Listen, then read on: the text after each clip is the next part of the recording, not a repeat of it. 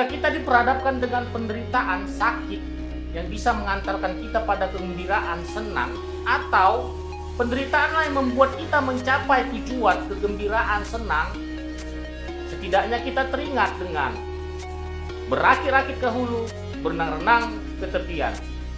Jika kita bicara fakta kehidupan, ini berat untuk kita terima. Betapa tidak? Sebab kita sudah naik rakit, bukan dibuat untuk naik roket, malah disuruh lagi nyemplung berenang kemudian. Atau seolah-olah penderitaan harga untuk bisa mencapai tujuan. Senang. Jadi sebaiknya berenang berakit bantaran perairan, senang atau sakit, itu adalah fakta kenyataan kehidupan untuk mencapai tujuan. Bersama saya Sutrisno Dalimunte, inilah tajuk show Aspirasi Seni Obrolan Inspirasi. Asoy.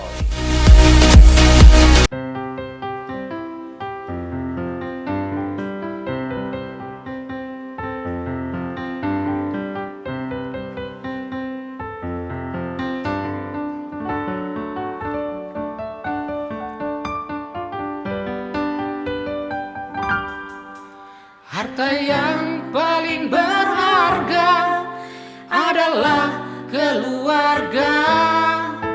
Istana yang paling indah adalah keluarga. Puisi yang paling bermakna adalah keluarga.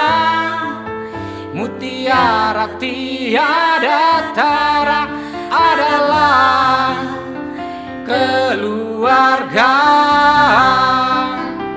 Selamat pagi emak, Selamat pagi abang. mentari hari ini berseri indah. Terima kasih emak, Terima kasih abang untuk tampil perkasa bagi kami putra putri yang siap berbakti.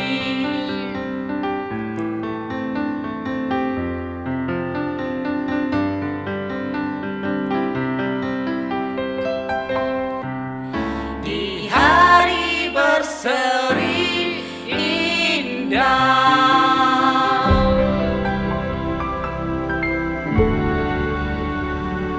Salam perjumpaan kembali bersama Tajuk Show.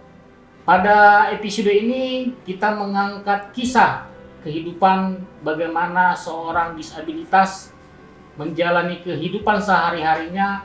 Apa kabar Pak Dalimunte? Alhamdulillah. Wah, sehat. ini kita sama-sama kebetulan Dalimunte nih ya. Ya. Berketepatan. Kalau nama lengkap Bapak kalau boleh tahu? Nama lengkap Sahrudin Dalimunte, Sahrudin. tapi orang lebih mengenal Sahrul Dalimunte atau Kakun Munte. Dalimunte ya.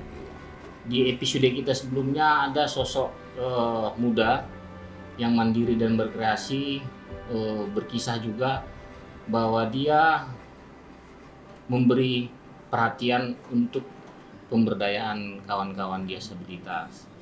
Jadi kehadiran Bapak adalah kita anggap nanti yang bisa mewakili menceritakan kisah-kisah teman-teman disabilitas. Kenapa disabilitas ini? Maaf, apa di bawah lahir atau memang ada sesuatu hal? Saya tidak bawa lahir, jadi kejadian ini berawal dari demam saat itu, yaitu pada bulan Agustus tahun 86. Demam, kemudian saya diinjeksi 2 hari, 1 malam kemudian menjadi lumpuh. Jadi dengan kondisi yang sekarang, Bapak tinggal sekarang dengan siapa?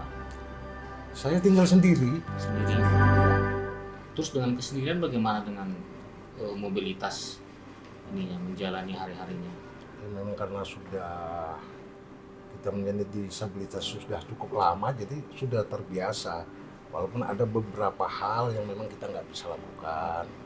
Sekarang yang berkoneksi atau satu rumpun komunitas dengan Bapak sendiri ada berapa kriteria atau gimana ya jenis disabilitas gitu?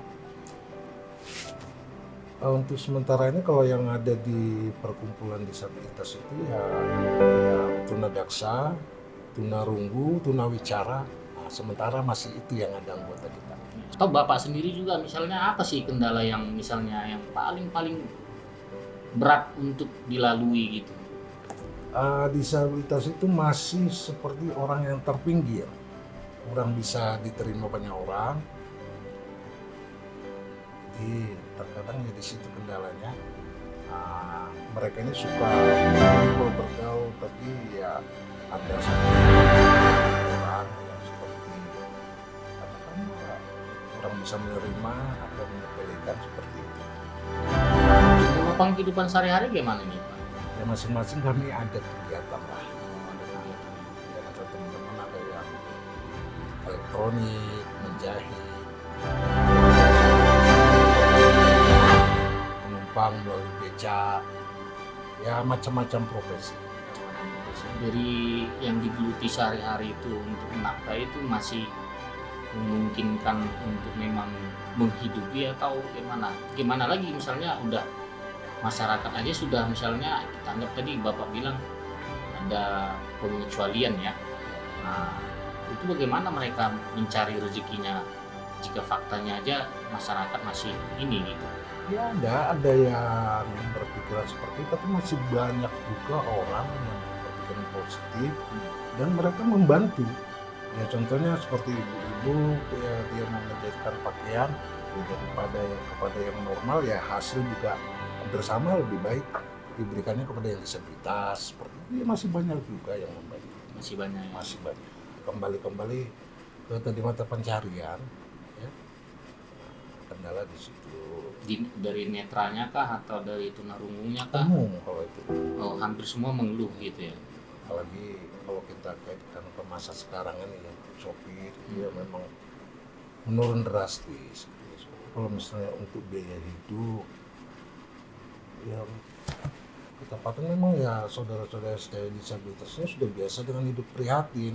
Nah, kenapa harus bilang harus memang hidup prihatin? Kenapa memang harus prihatin gitu? Kenapa ya ini gitu? Maksudnya gini ya, sebelum mereka bisa mandiri dulu, nah itu kan dari latar belakang macam-macam ya. Ya banyak juga memang yang dari kampung, kemudian ya secara finansial orang tua yang tidak mampu. Dan ini ya kalau yang di Santer ini kan banyak yang memang dari dulu sudah kenal itu di pusat LBT Harapan Jaya. Jadi mereka atau kami di sana awalnya belajar keterampilan, setelah itu baru berusaha untuk mandiri. Jadi begitu mencoba ini kan nggak bisa drastis langsung ada orang yang order atau apa. Ini lo menjalani dulu secara bertahap. Baik, kita rehat sebentar. Kita saksikan cuplikan video bagaimana disabilitas menjalani kehidupan sehari-harinya, termasuk mobilitas dalam sosial masyarakatnya.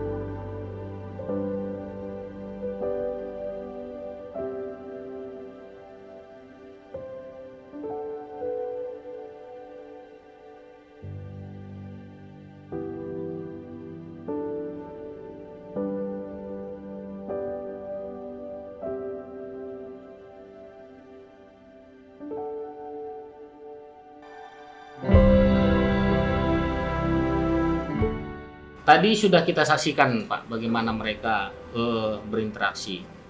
Terus tadi sudah kita ceritakan juga bagaimana kehidupan sehari-hari. Apakah ini memang sudah harga mati, kita anggap harga mati teman-teman disabilitas ya begitu saja gitu?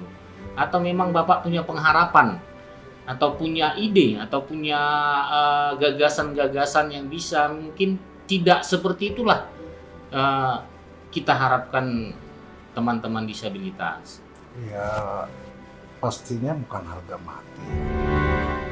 Karena saya tahu saudara-saudara kita ini juga punya kemampuan, tapi ya agak sulit mereka berkembang itu ya. Contohnya ya untuk mengembangkan usaha dari segi permodalan atau misalnya banyak. Contohnya instansi ya kalau misalnya mereka sangat bisa sebenarnya membantu. Contohnya kalau konveksi, mereka kasihkan aja borongan untuk pakaian anak sekolah atau pegawai negeri. Ini saudara-saudara kita bisa mengerjakan itu dengan baik dan hasilnya juga ya itu sangat bagus. Nggak berbeda jauh dengan yang orang kerja. Tadi Bapak bilang instansi ini instansi swasta atau pemerintah? Baik instansi swasta maupun pemerintah. Dari pemerintahnya sendiri sudah Kalau dari pemerintah daerah, bentuk perhatian itu belum ada sama sekali. belum ada sama Belum sekali. ada. Kalau untuk organisasi kita itu belum ada. Kalau dari person atau swasta? Kalau dari swasta belum, tapi kalau dari person itu ya secara perhatian ya ada. Ya contohnya teman-teman kita, saudara kita relawan, dan beberapa orang yang masih memberikan hati, waktu dan buah pikiran itu ada. Ya kalau bentuk perhatian, contohnya bantuan-bantuan berkaitan dengan COVID ya itu kita menerima. Tapi kalau misalnya perhatian, katakanlah secara khusus gitu ya, itu belum ada. Ya kadang-kadang itu yang kita selalu bicarakan juga dengan kawan-kawan yang seperti saya bilang tadi, aksesibilitas untuk penyandang disabilitas ini juga mesti ya, kalau kita katakan ada perhatian itu sangat minim. Sangat minim. Contohnya kalau saya misalnya saya ada urusan ke bank, ya saya harus milih bank yang bisa. Atau kalaupun itu ya harus minta tolong dengan orang. Sebenarnya seperti kami itu, kita dari dulu berusaha untuk tidak meminta tolong. Dalam kehidupan sehari-hari, itu semua rata-rata kita coba untuk mandiri. Tapi kadang-kadang fasilitas itu tidak memungkinkan untuk kita terpaksa harus minta tolong. Ya syukur kalau masih ada yang nolong. Itu bicara donasi. Sebentar Pak. Contohnya yang paling penting lah saya bilang ya. Kalau kami entah ke kota lah Siantar ini, maaf cakap, kita membuang air besar di mana? Tidak ada satu pun fasilitas yang dibangun pemerintah khusus untuk di Padang, itu tidak ada. Sementara yang saya tahu itu seperti beberapa daerah itu mereka sangat perhatian, ya, akses jalan, perkantoran itu mereka susun. Itu untuk kota Pematang Siantar mungkin kita harapkan melalui acara ini mungkin adalah bentuk. Kita sedikit bergeser soal donasi dan partisipasi pemerintah. Nah, untuk program-program pemerintah sendiri untuk kaum disabilitas bagaimana? Tapi kan banyak tuh program-program semacam kemudahan akses kesehatan, terus administrasi kependudukan. Ini kayak mana? Ya kalau itu udah pelayanannya termasuk lumayan bagus. Jadi kalau kita ada urusan seperti itu ya mereka secara person ya mereka membantu dengan baik pelayanan. Contoh program keluarga harapan ini teman-teman disabilitas apa semua memang sudah ini? Gini juga Pak, program itu ada, kemudian sosialisasinya sangat kurang. Jadi itu saudara-saudara kita banyak yang nggak tahu itu program-program itu. Banyak nggak tahu dan banyak tidak ikut gitu. Iya. Contohnya seperti saya, ya bukan kita tidak proaktif, kita tanya dengan orang itu ada program seperti KIS. Nah, itu setiap kelurahan ada 4 relawan. Kemudian kita bertanya dengan RT kita, relawannya siapa? RT aja nggak tahu. Nah, jadi kita nggak tahu siapa itu relawannya. Jadi gimana kita mau mendaftarkan diri? Jadi ya itu tadi lah, kalau berkaitan dengan itu mestinya untuk mensosialisasikan itu. Ya, kembali ke cerita kita ke awal. Kemarin kita kedatangan narasumber sosok muda. Dia sedikit bercerita bahwa dia dalam keterampilan yang dia miliki, dia kasih perhatian. Itu apa benar, Pak? Itu benar, ya benar. Jadi Clara ini namanya, ya, Clara. Ya, Ibu Clara ya. Hmm. Jadi secara pribadi saya sangat salut dengan beliau. Sosok muda, kemudian memberikan perhatian, waktu, kemudian ya secara finansial juga ya, karena itu waktu pelatihan itu perlu bahan, itu dia sediakan semua. Jadi kita dari teman-teman disabilitas itu hanya hadir dan belajar. Ini luar biasa. Ya mungkin ya karena bisa jadi juga karena kita masih baru secara organisasi. Mungkin di luar sana masih ada juga orang seperti Clara ya. Apalah harapan-harapan ke depan yang bisa Bapak sampaikan? Jadi sebenarnya harapan itu banyak ya Pak, tapi yang paling penting itu perhatian. Jadi kalau punya keterampilan, silakanlah datang ke kami, berikan pengajaran untuk keterampilan. Ya banyak hal sebenarnya. Sudah bersama kita mendengarkan begitu menyentuh jika kita memaknai dari penyampaian tamu atau narasumber kita pada saat ini, bagaimana ketidaksempurnaan harus menjalani hidup dan kehidupan ini dengan berbagai fakta kenyataan yang masih kita anggap perlu perhatian, perlu dorongan kita baik dari sisi pemerintahannya maupun kita pribadi lepas pribadi. Sekian dulu perjumpaan kita di episode ini. Tajukso, asoy.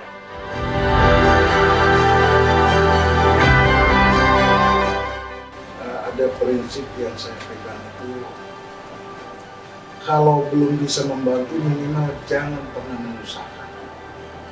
Jadi ini yang saya jalankan, belajar hidup setiap harinya sekali. Jadi itulah yang ingin saya sampaikan.